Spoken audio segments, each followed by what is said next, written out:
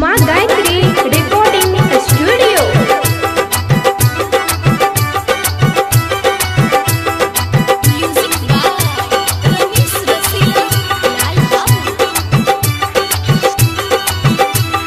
हाँ हाँ हाँ होठ में लाली फेयर लवली लगा के, होठ में लाली फेयर लवली लगा के मारे छे सबके जान। ई छौरी ऊ छौरी, ई छौरी ऊ छौरी, ई छौरी ऊ छौरी रे, ई छौरी ऊ छौरी।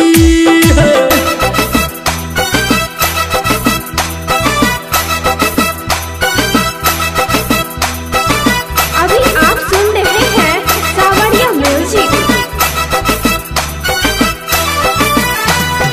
ई छौरी ऊ छौरी, ई छौरी ऊ छौरी।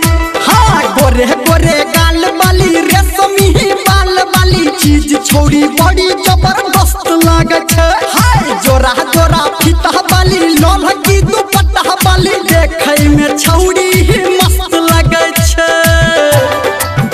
हाँ गोरे गोरे गाल वाली रेशमी बाल वाली चीज छौरी बड़े जबरदस्त लागे छे। आय हाय जोरा जोरा फीता वाली रेशमी दुपट्टा वाली देखे में छौरी बड़ी मस्त लागे छे।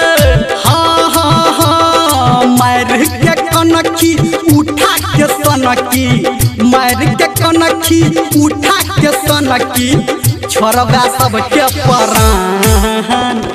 ई छौरी ऊ छौरी, ई छौरी ऊ छौरी, ई छौरी ऊ छौरी रे, ई छौरी ऊ छौरी।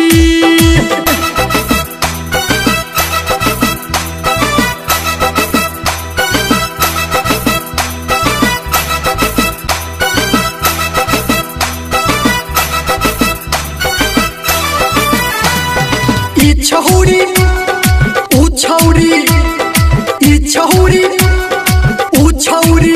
हंगे कुर्ती जालीदार तोहर सूट सलवार तोहर सब कहवर की तोरा हवरा के फूल। आय हाय नचिया तोहर कट लागो, बॉडी तोहर हॉट लागो, चेहरा तोहर लागो गुलाब के फूल।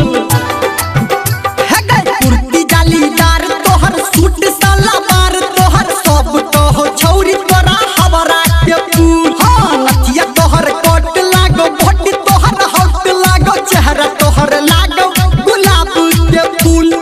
हाँ हाँ हाँ धर्मेंद्र निर्मलिया के छौरी, डीजे संजय गौतम के छौरी करे छै बड़हारान।